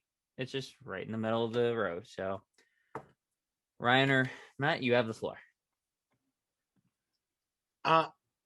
Yeah. I mean, I didn't really have high expectations going into it, and the movie met those expectations very well with a surprisingly down-to-earth story about 2 kids trying to get a Vespa. I really enjoyed that. I mean, there was not much, I think, to dislike in it. There wasn't a lot to love. Alex, you said that was missing that tear-jerking movie. The whole time in my head, it felt very on par with Onward, as far as it being kind of nice It's straightforward funny you adventure. say that because Ashley and I we were just watching it tonight in preparation for this, and she compared it to Onward, and I thought the same thing, but I actually thought Onward was worse than this. So I actually enjoyed this more than that. That was this was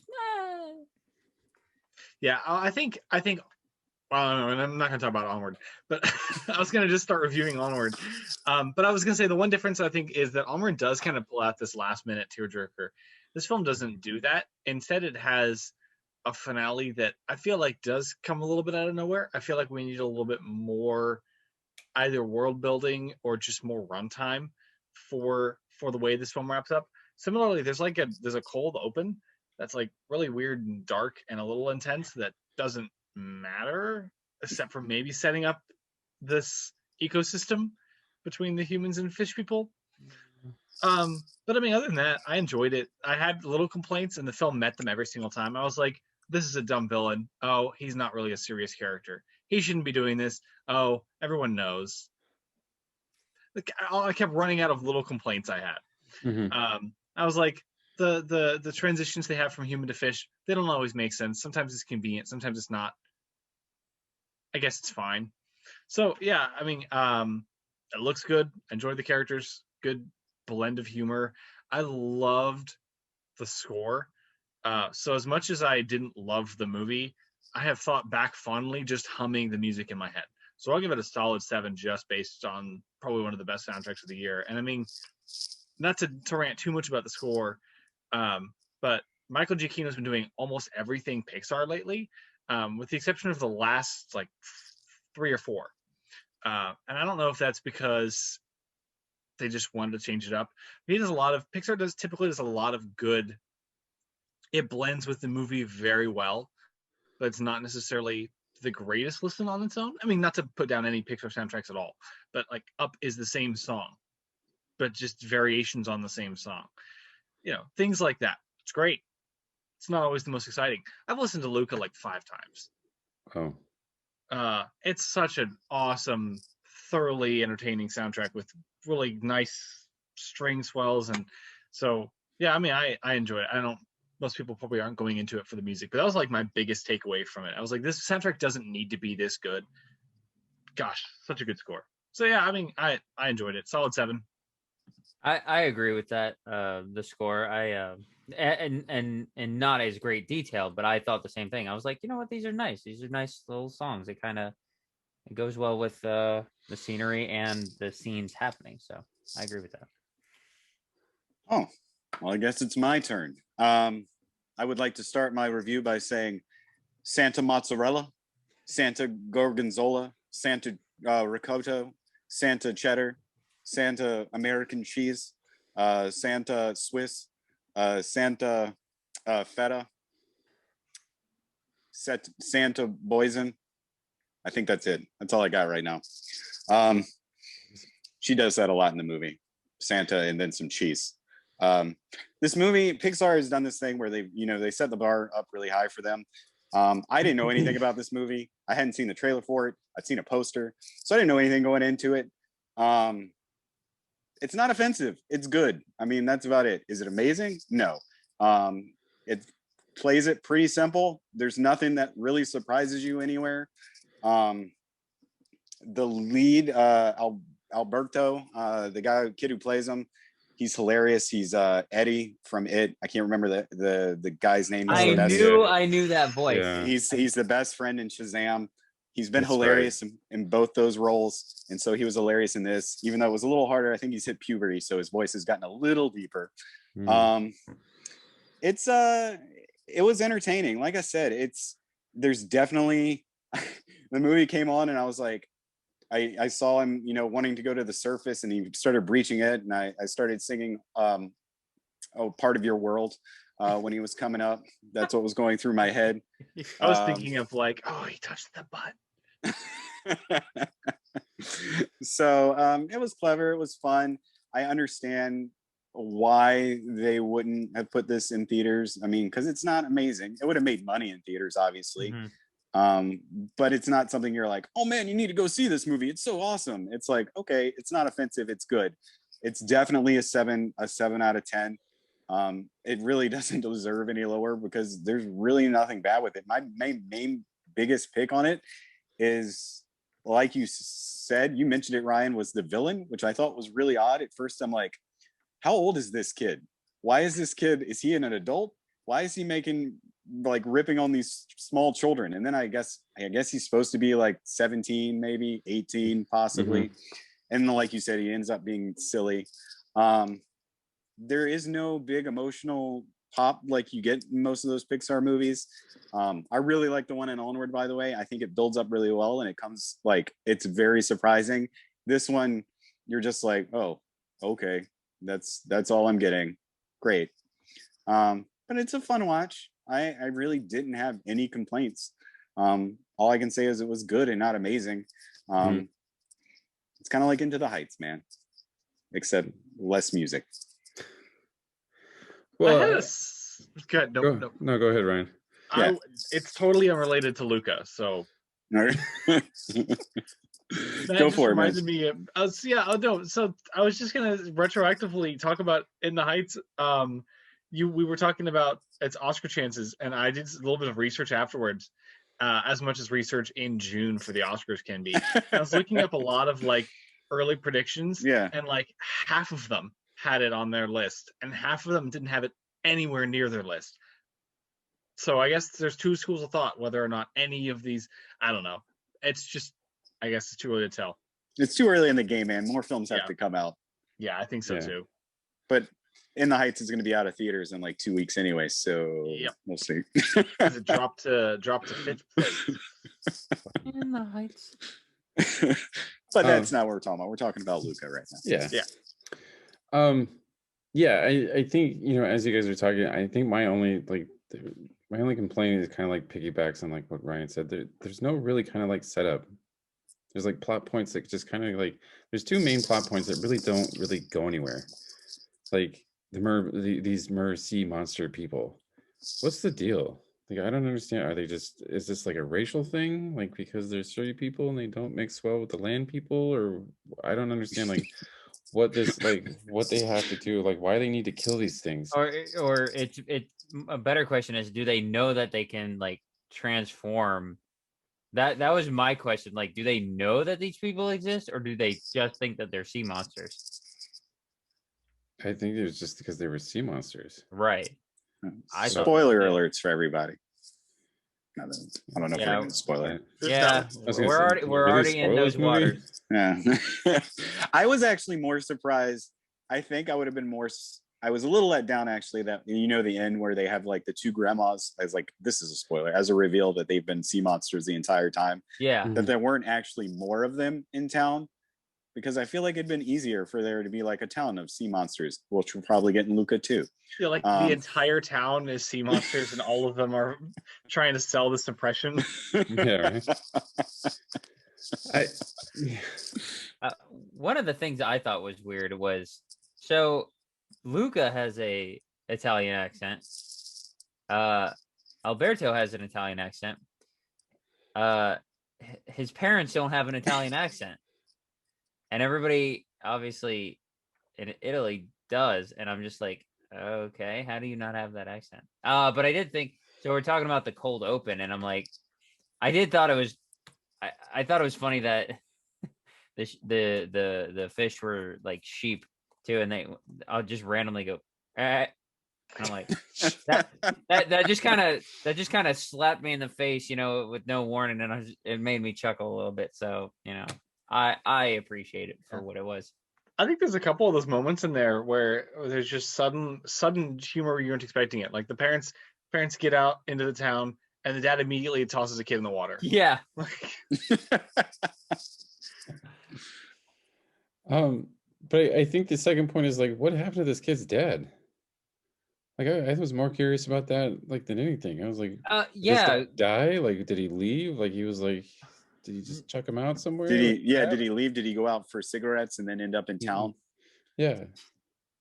Never come back. Yeah. I think implications are that his dad left him, or rather, his dad was like not supportive or saying insinuating that Alberto was like not like in a really bad way, not needed. So he just kind of was like, all right, fine. His life's better without me. So I'm going to go make it on my own kind of deal. Or I'm going to be, I think that's what I gathered, but that's exactly right, Clint. You know, how do you know that they don't really, they hint at it, but they don't make it clear.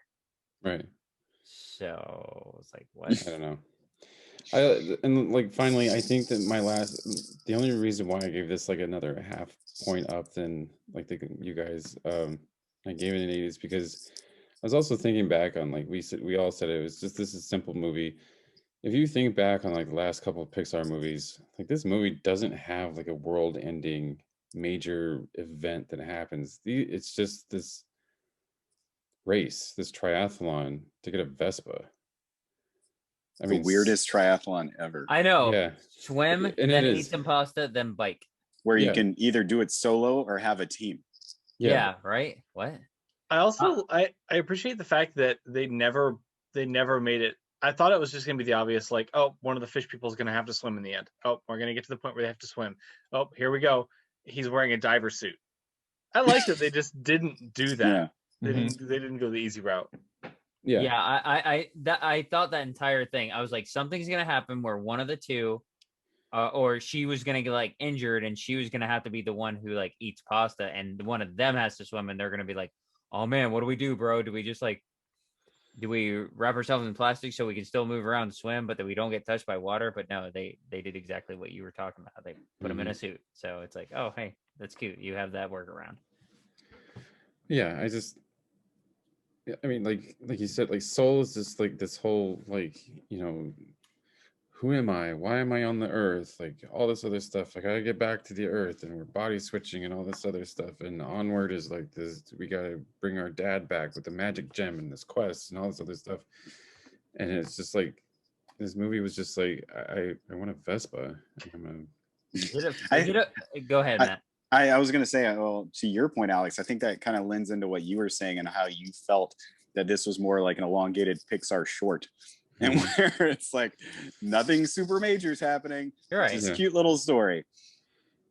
Is it offensive to say that I actually enjoyed this more than Soul? No. I get the reasoning behind why Soul was so popular, but I just was like, I remember us saying that movie looked like it was set up to be this kind of story, and it went completely the other way, and wasn't expecting that. And at least with this, I'm pretty sure I did watch the trailer for this. I can't remember, but I mean, it's taking a glimpse at that. You get what you expect. Nothing major happens. It's cute. You know, you take it for face value. And I'm like, yeah, it's fine. It's a fun watch. Would I watch it again? Sure.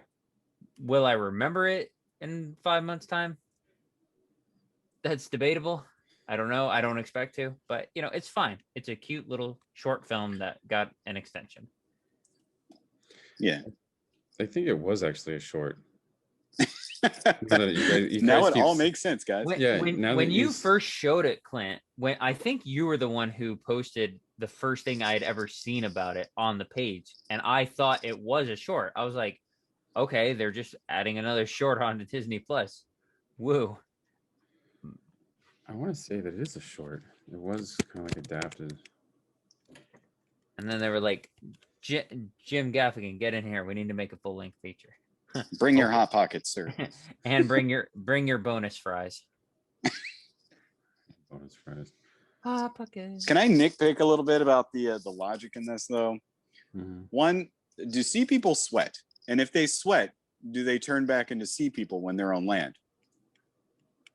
I'm gonna say no, because I don't think fish have tuna or sweat glands. Okay. Two, how did the clothes work in these situations? Every time they were in the ocean and then they popped up, they had clothes on.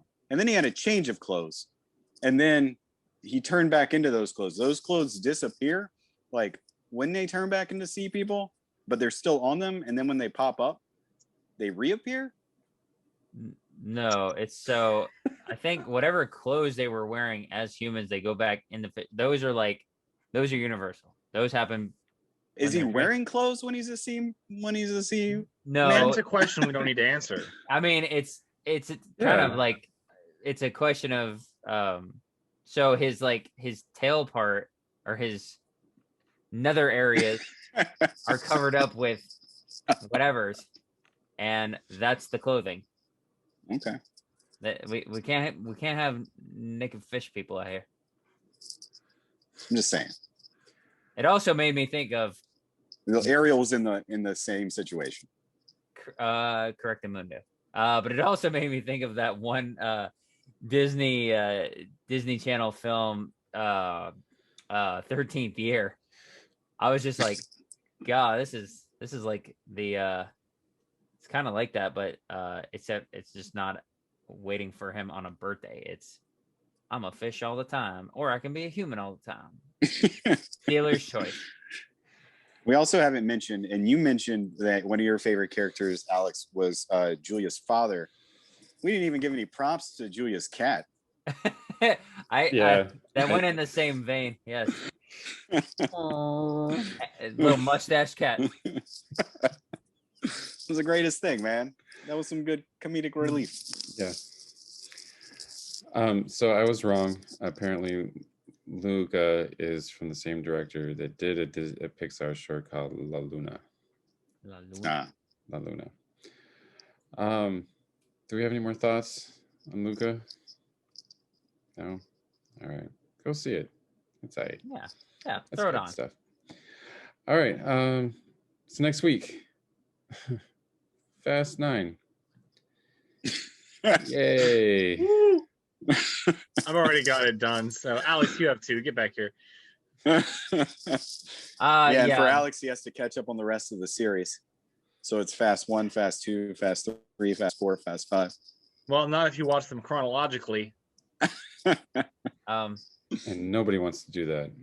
No, so my review next week is gonna be very I'm gonna be like, that was okay, but let's not take me seriously because I have nothing to go on. I have no story to compare to. I'm gonna be, even if we weren't reviewing it, I'm probably gonna be watching it anyway because oddly enough, my newly my new wife has watched as opposed to your old wife. My old wife. My newly found wife. Where was she? She's over there. No, she has watched the entirety of the Fast and Furious series. I've watched one of them with her, and it wasn't even a Fast and Furious movie. It was Hobbs and Shaw. So, yeah. Sorry. I'm sorry, Ryan. I know that you probably got a little phlegm in you. Yeah. So I'm not looking forward to this. It's okay. Vin Diesel is fine. I'm going to go out on a limb and say you're probably not going to be lost at all. Probably not. Maybe if like a random character shows up and you're like, why is this person important? Maybe, but probably not. Have you seen the trailers for any of these other movies? Yes. No, I have not. I don't. I'm sorry. I could not care less. You know, there's probably a YouTube video that has them all spliced together. That's probably like 30 minutes long. That you probably could watch. Yeah, there's probably an honest trailer thing for it. I watched 1, 2, 1, 3, and 7, and I'm still not lost. They're still fast and they're still furious. And Vin Diesel has a beef with The Rock, so they replaced him with John Cena. Who apparently has a beef with, what was it? Taiwan. Yes. Oh no, Taiwan has a beef with him. Yeah. Oh, I couldn't remember. All right, there's actually a screen crush video, not a sponsor, for Fast and Furious recap. Everything you need to know before seeing F9, and it's only like 13 and a half minutes. Done. There you go. Okay. There you go. I gotta watch that before Monday. Sure. But the real way to do it is watch 1, 2, 3, 4, 5, 6, 7, 8 Hobbs and Shaw, then 1, 2, 4, 5, 6, 3, 7, 8 Hobbs and Shaw. It's just You like get your the Halloween, chronological experience. the first not sequel of the original to the alternate timeline of the variation of the first one. This is the Prince order. The machete order. Yeah. The one where flip phones canonically exist in Tokyo in 2013. Oh, Ryan. As you can tell, we're so excited about watching F9. I was really hoping something else would pop up between when I wrote this list and now. Well, to be fair, we've had a good run. Yes. So it's about time. And, you know, Ryan might know a surprise that we don't. This could be the most amazing film ever, and we just don't know it yet. It could be. So, or it It could could be be. hilarious. Here's the So, thing, yeah, when 7 was coming out, I was tasked with watching all 6 of the others, and I made it through all 6 of the others and 7, and then watched 8 and Hobbs and Shaw and this one. So there's apparently something to it.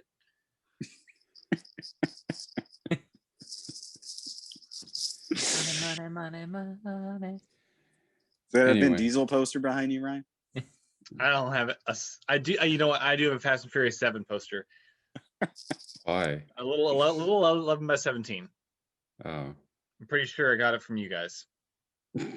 Probably. probably. I think I'd rock a Pitch Black poster. If I had one of those, I would do that. I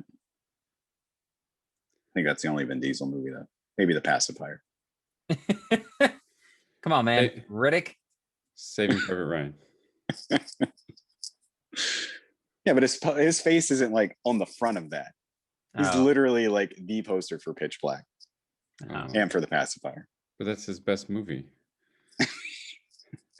Is it too much to say because he gets shot in the middle of it? If only he had a fast car, man. In Germany, France, wherever the hell they were. Okay. Anyway, anything else before we get out of here? All right.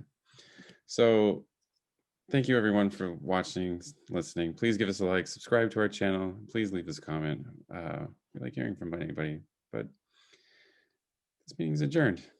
So we'll see you guys next week.